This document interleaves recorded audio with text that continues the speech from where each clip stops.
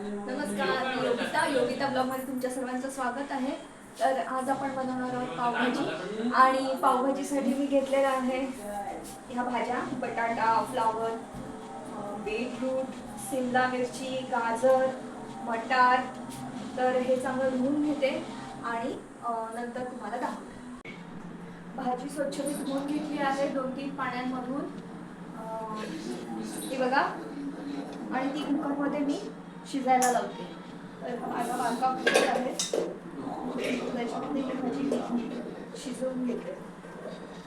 पावभाजी माझी पटकन होते.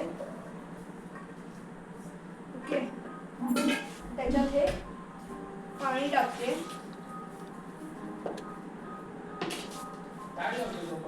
तांब्यावर पाणी टाकलंय त्याच्यात आणि मीठ टाकते.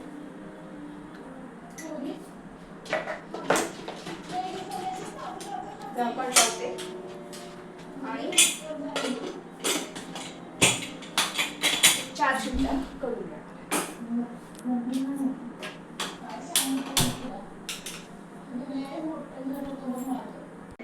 त्याच्यानंतर मग आपण बघूया भाजी शिजल्या झालेल्या आहेत. भाजी शिजली आहे का तर एवढ्या शिट्ट्यामध्ये तर भाजी शिजणार आहे.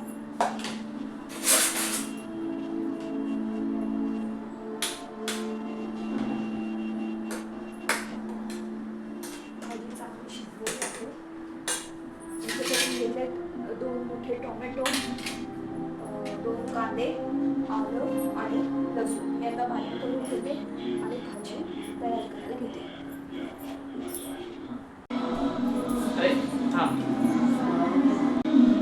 तर मी आता एक लंगडी घेतली आहे, त्याच्यात बटर टाकलंय, तेल टाकलंय आणि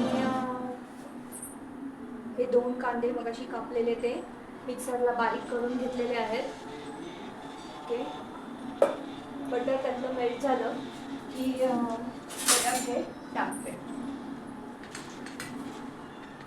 बटर आपलं मेल्ट होतंय.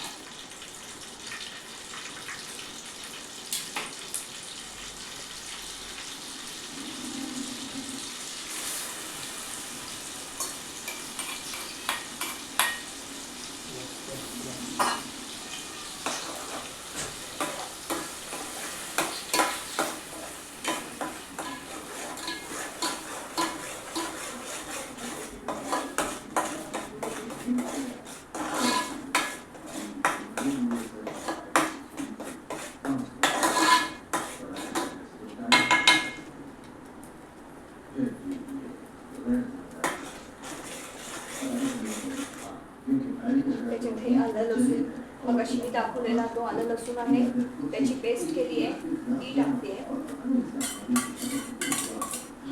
एकदम पटकन होते ही भाजी.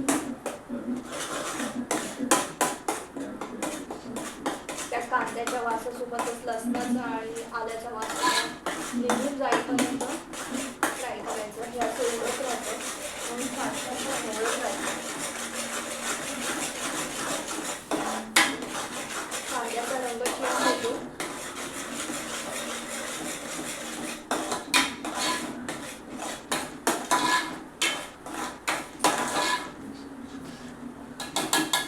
त्याच्यात ही टोमॅटोची प्युरी टाकते.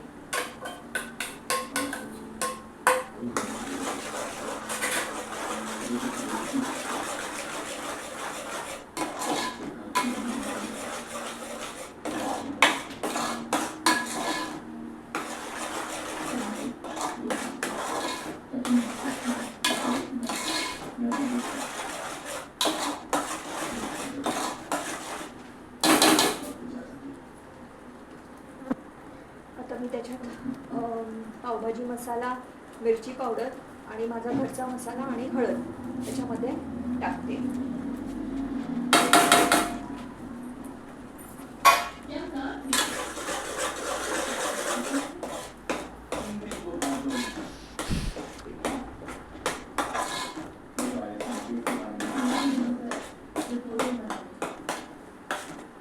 हे चांगल्या प्रकारे मिक्स करून घेतलेलं आहे. त्याच्यात आता शिजवलेली भाजी टाकते.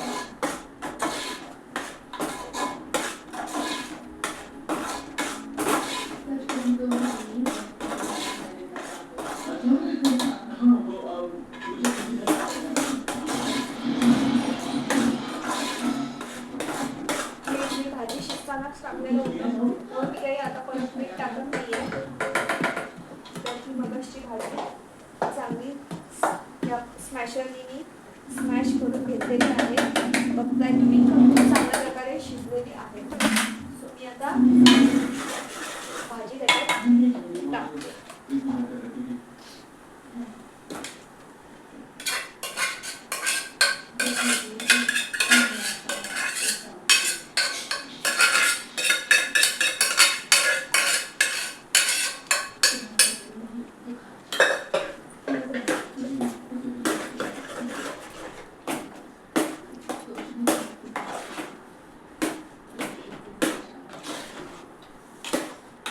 भाजी मी मिक्सरला बारीक करून घेत नाही, कारण का ती खूपच बारीक होते, पण खाताना काही भाजी आहे असं जाणवतच नाही.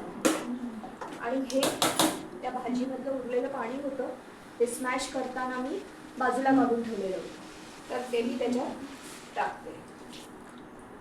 जे आपल्याला एक्स्ट्रा पाणी टाकण्याची गरज नाही. आता मी हे तयार झाल्यावर टाकते. तर आपली पावभाजी तयार आहे आणि मी या तयार पावभाजीमध्ये ही अशी कोथिंबीर टाकते बारीक चिरलेली, आणि त्याच्यावर मी असं बटर टाकते आणि झाकण मारून